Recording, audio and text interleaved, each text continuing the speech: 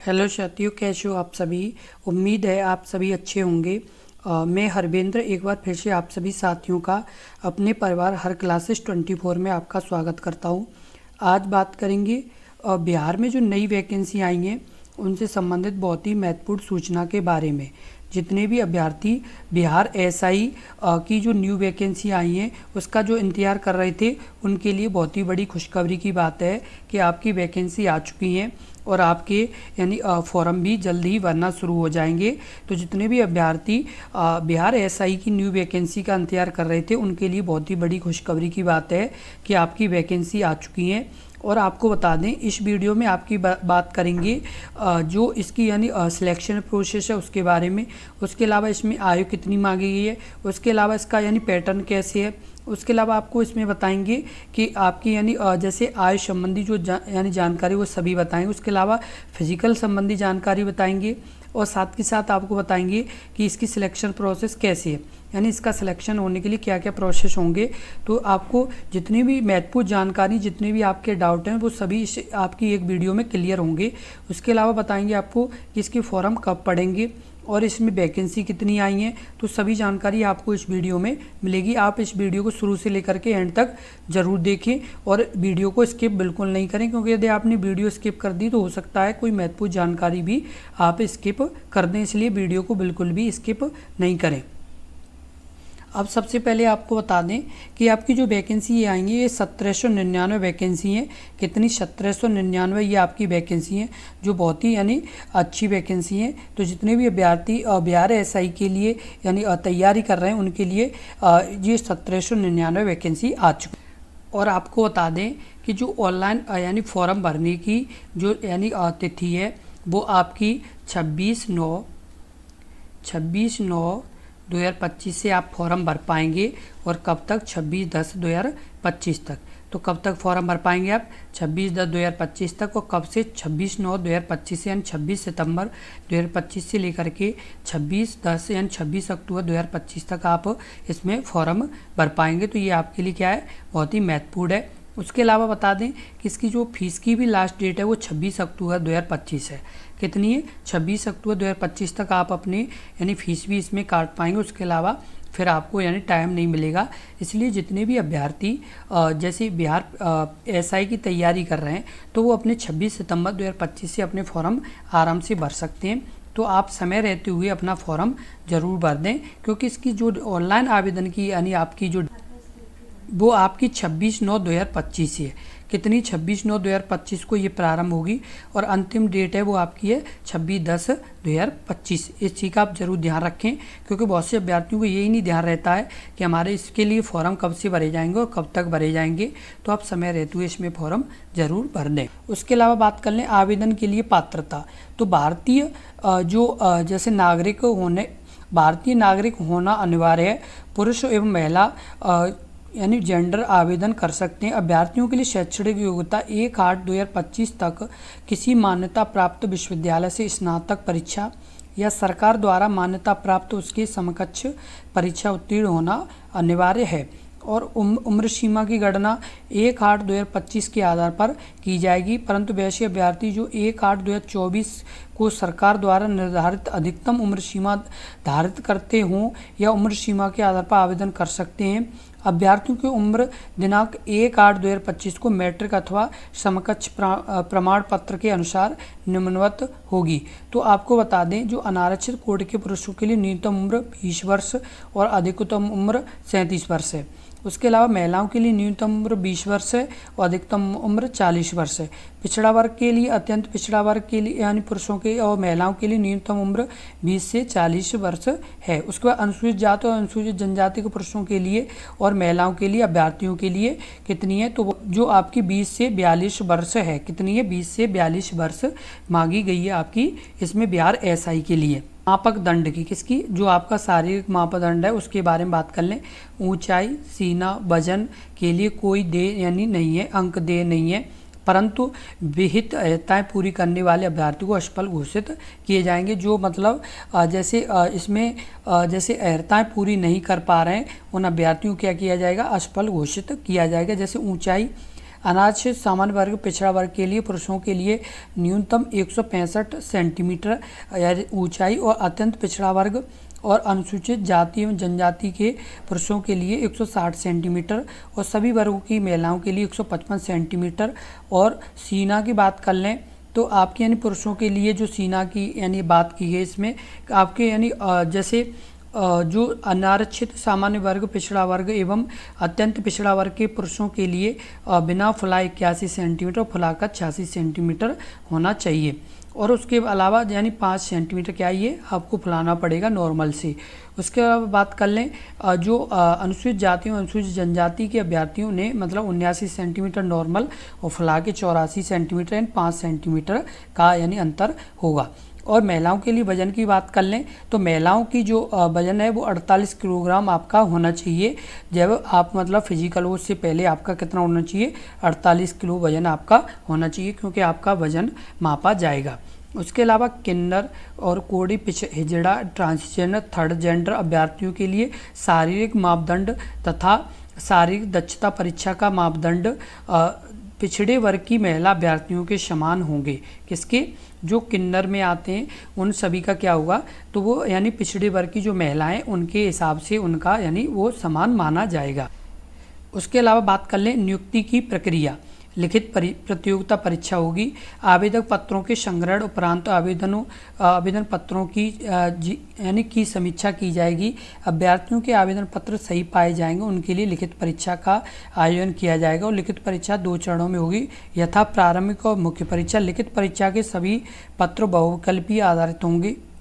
उसके अलावा प्रथम चरण प्रारंभिक परीक्षा 200 अंकों का एक पत्र होगा जिसमें 100 प्रश्न होंगे और परीक्षा की जो अवधि होगी वो आपकी 2 घंटे की होगी।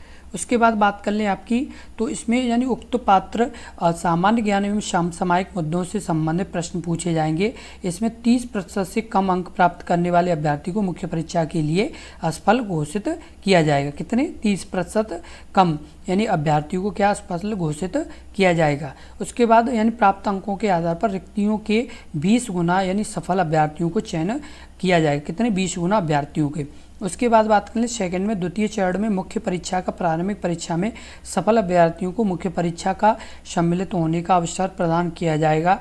और मुख्य परीक्षा में 2 पत्र होंगे।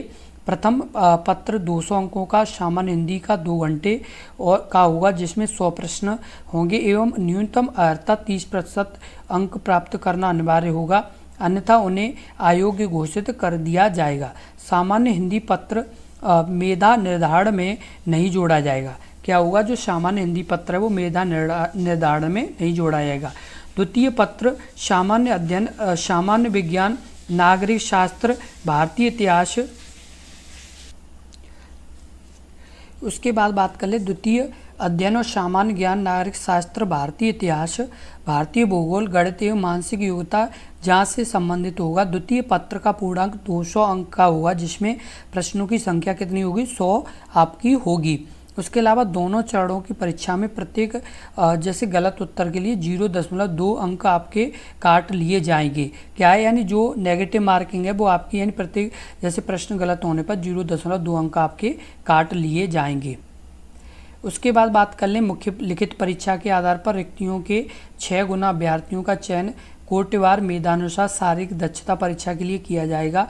अभ्यर्थियों को शारीरिक दक्षता परीक्षा में मात्र उत्तीर्ण होना आवश्यक। शारीरिक दक्षता परीक्षा हेतु अर्हता प्राप्त अभ्यर्थियों की पर्याप्त संख्या में अनुपलब्धता की दशा में उक्त अनुपात उपयुक्त रूप से कम किया जा सकेगा। उसके अलावा तृतीय चरण शारीरिक योग्यता दक्षता परीक्षा जो निम्नलिखित योग्यता दक्षता परीक्षा में अभ्यर्थियों को सफल होना अनिवार्य होगा। उसके बाद दौड़ में सभी कोटि के पुरुषों के लिए 1 मील यानी कितनी 1.6 किलोमीटर की दौड़ के लिए समय सीमा 6 मिनट 30 सेकंड होगी और अधिकतम समय लेने वाले अभ्यर्थी को असफल घोषित किया जाएगा। तो आपको यानी 1600 मीटर दौड़ के लिए 6.5 मिनट का टाइम मिलेगा। उसके बाद बात कर लें आपकी जो ऊंची कूद है जो आपकी यानी सभी कोटि की महिलाओं के लिए। किसके लिए? सभी कोटि की महिलाओं के लिए 1 किलोमीटर की दौड़ के लिए समय सीमा आपकी 6 मिनट है। जो अधिक समय लेने वाली अभ्यर्थी को क्या होगा यानी असफल घोषित किया जाएगा। उसके अलावा बात कर लें ऊंची कूद। तो ऊंची कूद में यानी 4 फीट से कम कूदने वाले अभ्यर्थी को असफल घोषित किया जाएगा और सभी कोटि की महिलाओं के लिए न्यूनतम 3 फीट अनिवार्य है। कितनी 3 फीट से कम कूदने वाली महिला अभ्यर्थियों को असफल घोषित किया जाएगा। लंबी कूद 12 फीट से कम कूदने वाले पुरुष अभ्यर्थी को असफल घोषित किया जाएगा और महिलाओं में 9 फीट से कम कूदने वाली महिलाओं को भी असफल घोषित किया जाएगा। उसके अलावा गोला फेंक में आपकी 1600 यानी 16 फीट से कम फेंकने वाले अभ्यर्थी को असफल घोषित किया जाएगा। सभी कोटि की महिलाओं को 12 पाउंड का गोला न्यूनतम 10 फीट फेंकना होगा। कितना? 10 फीट। तो ये यहाँ पर क्लियर आपको बताया गया है।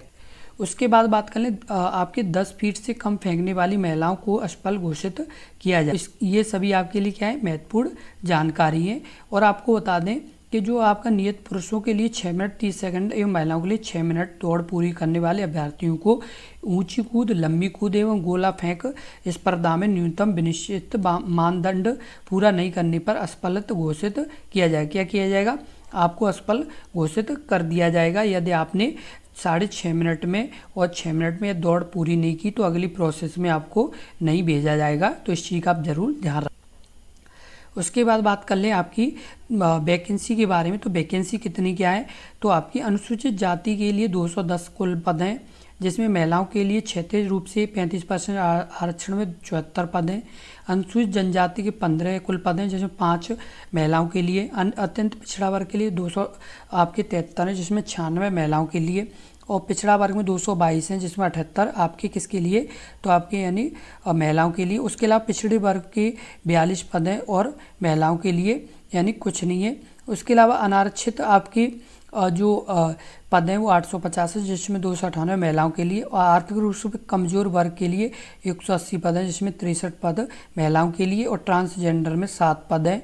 कुल आपके 1799 पद हैं, जिसमें 614 महिलाओं के लिए। और स्वतंत्रता सेनानियों के लिए यानी पोता पोती नाती नातिन के लिए 36 पद हैं। के लिए कितने? 36 पद हैं आपके यानी किसके लिए? स्वतंत्रता सेनानियों।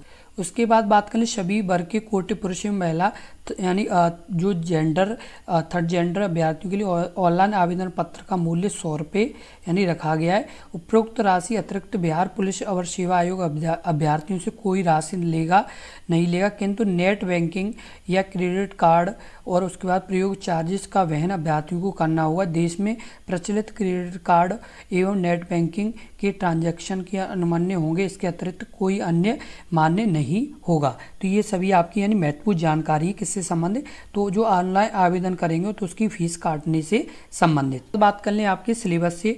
तो सिलेबस जो आपका है वो आपका है सामान्य ज्ञान, समसामयिक घटनाएं, उसके जिसमें आपका इतिहास और भाषा, राजधानी और मुद्राएं और महत्वपूर्ण तथ्य, राष्ट्रीय पक्षी, पशु, खेल, फूल, गान, गीत, ध्वज, प्रख्यात व्यक्ति, सामान्य ज्ञान पूर्ण रूप से और संकेताक्षर, खोज, रोग, पोषण, पुरस्कार, संस्कृत और धर्म, मादा वो मृदा, उसका नदियों, पर्वत, बंदरगाह, अंतर्देशीय बंदरगाह, स्वतंत्रता आंदोलन, खेल चैंपियनशिप, विजेता पद, खिलाड़ी और रक्षा, युद्धों का और पड़ोसी यानी युद्धों और पड़ोसी, और करंट अफेयर, और भारत का विरासत और कला। तो ये किसके? सामान्य ज्ञान के आपके प्रश्न हैं।